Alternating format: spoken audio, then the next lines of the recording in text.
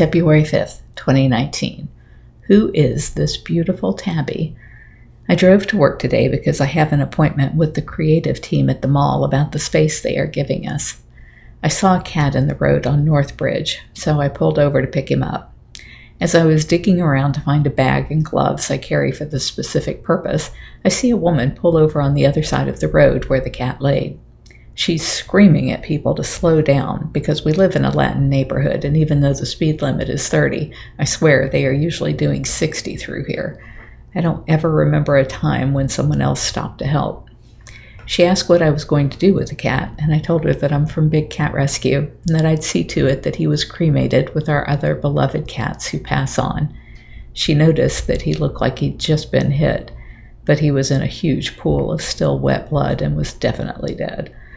As I cradled him, I noted how gorgeous his fur and what excellent condition he was in.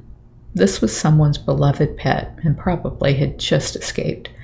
He was an intact male, so I'm guessing nature called to him and he made a run for it. He had no idea what to expect out here. Tonight, someone may well be calling his name, but he won't respond, and they will probably never know what happened. Part of me thinks I should post his fate on a pole nearby, but part of me thinks that may be worse than not knowing. Later in the day, I sent this to Haley, Joyce, and Patrick at the mall. Great meeting you guys today, and if helpful to your process, I'm happy to tour you around the sanctuary. You can bring friends or family so that you can observe how others are impacted by the stories of the cats we've rescued. My contact info is below, and I'm here 7 days a week, so I usually only need a day's notice. Our primary goal is to end cub petting, as that drives the vast majority of breeding, abusing, and discarding of big cats. None of the big cats bred for this purpose serve any conservation value because they are all crossbred and inbred. The latter is because of the public's fascination with white tigers, which only comes from severe inbreeding. The primary message we want to get across in this space— it sounded like it was going to be a duplicate, but it's not. The primary message we want to get across in this space is that cub petting, or paying to see cubs on display, is what is actually causing their extinction in the wild. The cubs aren't taken from the wild. They are all bred in captivity, but it is the glut of last year's cubs, about 200 per year conservatively, that stimulates demand for their parts, which results in more poaching for tigers in the wild. This is our animated explainer video that cub petting is causing the extinction of the tiger, and I gave the URL. It's gotten about 15,000 views in the past 2 weeks on YouTube and 368,000 views on Facebook. Reading the comments gives you some insight as to the effect it's having, and I gave a link to that. It's a tough message to get across without traumatizing animal lovers, but I think we found the right balance in this piece to make the case. Showcasing this video in a way that people can both see and hear it would make the best use of the space for our mission. Our ultimate goal is that people stop paying to see and play with cubs so that places like Big Cat Rescue don't need to exist to clean up the mess. Our federal bill will be reintroduced soon as the Big Cat Public Safety Act, and I think it can pass this session.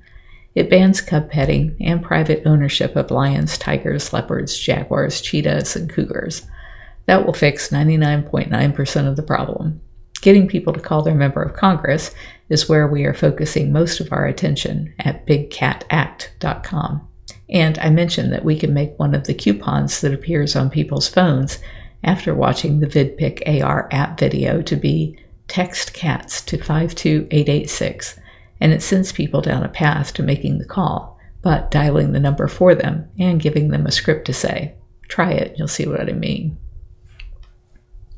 If you go to arzoo.me, it redirects you to our page at bigcatrescue.org/AR-zoo, where you can use the VidPic AR app to look at the images on the page and see the videos that pop up. It also explains how revolutionary this concept is and makes you guys the leaders in bringing it to the Americas. We have created these 2 posters for our on-site gift shop that are 24 inches high and 43 inches wide. That seems to be a pretty good size for a person standing in front of the image to be able to observe the video, even if more than one person is trying to do so at the same time. That 16:9 aspect ratio for the poster also coincides with the optimal size and shape of the video. We'd like to have 12 interactive posters. They all use the same VidPic AR app. It just plays a different video based on the image the phone is pointed toward. Afton, our videographer, is gathering footage for about 1 minute each for each species, and we are thinking to do 12 of the 35 species of wildcats.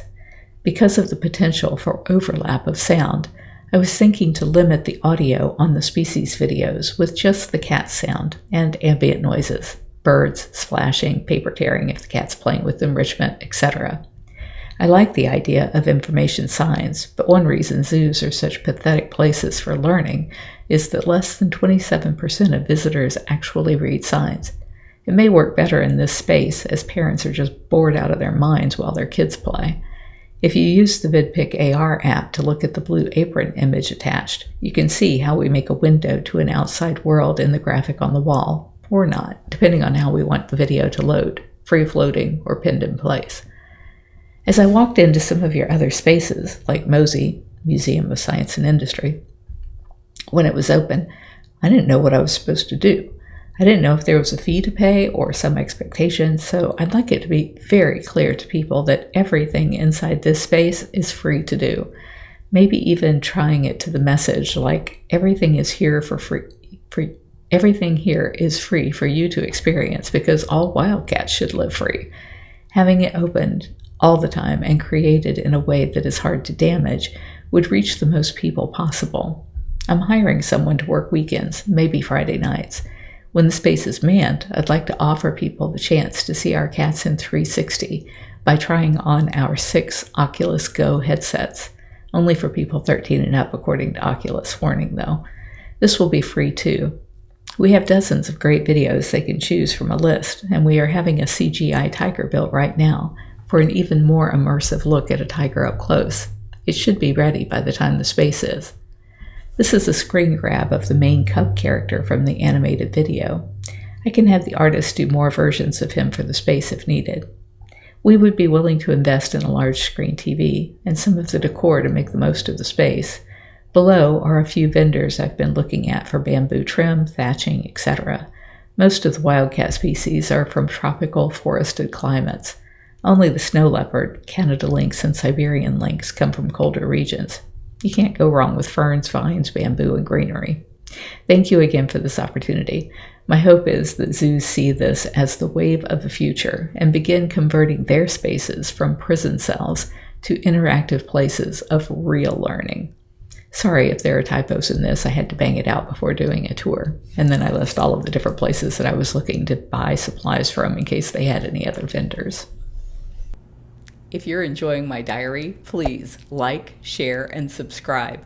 You can find other ways to connect to me over at bigcatrescue.org/Carole.Baskin.